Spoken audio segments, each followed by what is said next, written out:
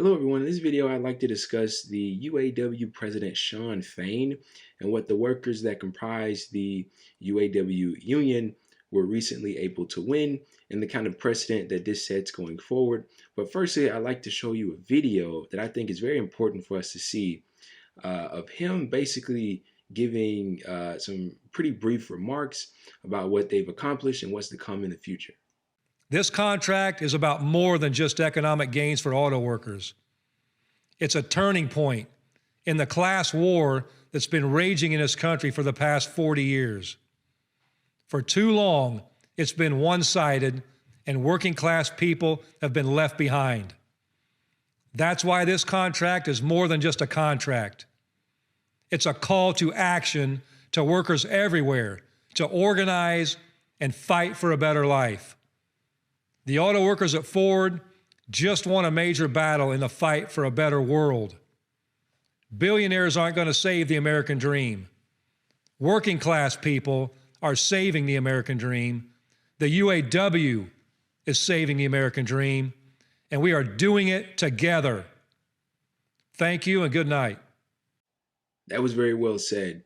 And, this guy, to my knowledge, has not been the president of UAW for very long. In fact, I think he just got brought on in March of this year. But just look at what him and the people around him, I'm not sure of what his team or whatever the structure is consists of, and, who besides himself was all a part of that very, very intricate plan that they had put on display in terms of how they struck when they went on strike and how they were able to maneuver and do the things that they did. I mean, one day it was this factory, the other day it was that factory, and it just kept going. And it was really remarkable to see all of that at play. But, it's really just refreshing to see somebody talk like that. You don't hear that kind of stuff in the mainstream media, almost period, except, if there's somebody like maybe Bernie Sanders that gets in front of a camera. But, other than that, on CNN, MSNBC, whatever else, you don't see people using words like class struggle or class war, something that we'll get into in this video. Just phrases like workers fighting for a better life.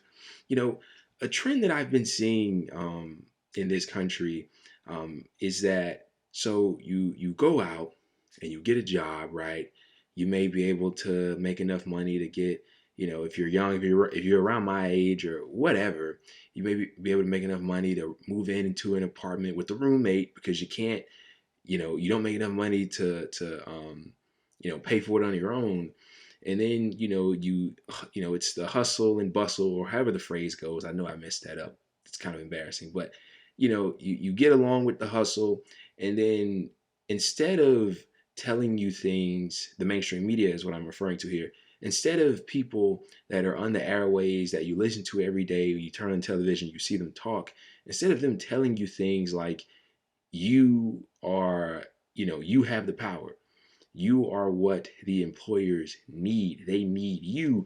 Instead of motivating you and telling you to fight for a better situation, which is what this gentleman is doing, they tell you how to better deal with your situation. Like, no, your situation can't be changed, but it can be improved along the lines of not changing it, if you get what I mean.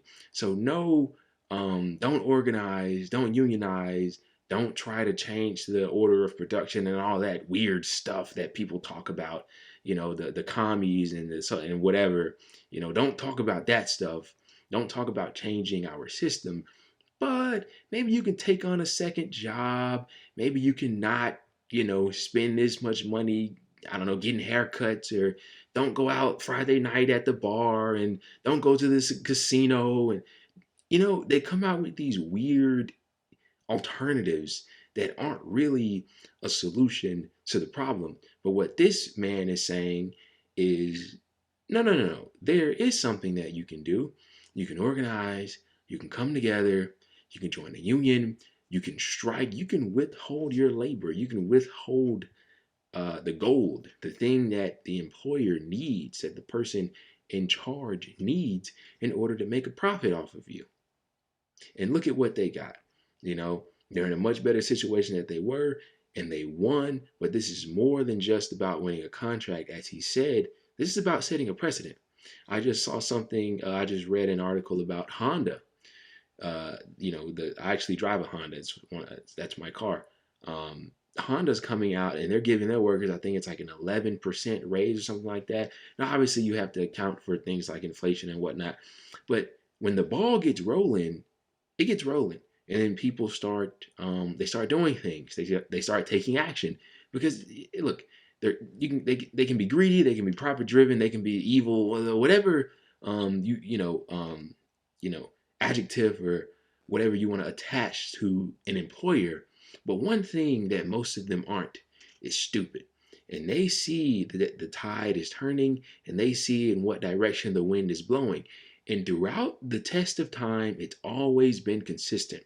When things like this happen, like a big union like the UAW going on strike, when big events like this take place, what you'll have is in the beginning, the employers will fight against it. They'll mumble, they'll groan, it'll be slow, they'll try and prevent it, stop it, reverse it. But eventually, the workers will win. And when they win, now all of a sudden it's, oh, look at what we did. We gave them this contract. Oh, look, we're going to give our workers a raise. We see what these guys are doing. We don't want our workers to strike. Let's increase the amount of money we're giving them. They're front runners. That's what they are. They're front runners. And they try to take credit. Oh, look at what we've done for you. When you fought against it the entire time. It's only until you win that they turn around and say congratulations. They're your enemy all the way up until that point, and then they turn to be your enemy again. They try to undo everything that you've done, and that just speaks to a larger problem with the system. But look, he said this is a class war. He said that the billionaires aren't going to save the American dream. That's 100% correct. I know I just kind of jumped from one thing to the next, but I don't want to forget this point. That is 100% correct. They didn't even pioneer the American dream. It has always been labor that has been at the forefront of these things, and it needs to get back there, and it will with people like Shawn Fain. I mean, goddamn it, Shawn Fain for president at this point. Shawn Fain for fucking president. I mean, a guy like this that looks as normal as he does. I mean, he looks like somebody that you'd find at a local grocery store shopping on aisle 5 for some pasta to put in his spaghetti when he gets home to his wife and kids. I mean, as normal of a guy as you can find. I mean, this is a person that anybody and everybody can relate to. That's just pretty cool. But he did say that we are in a class war.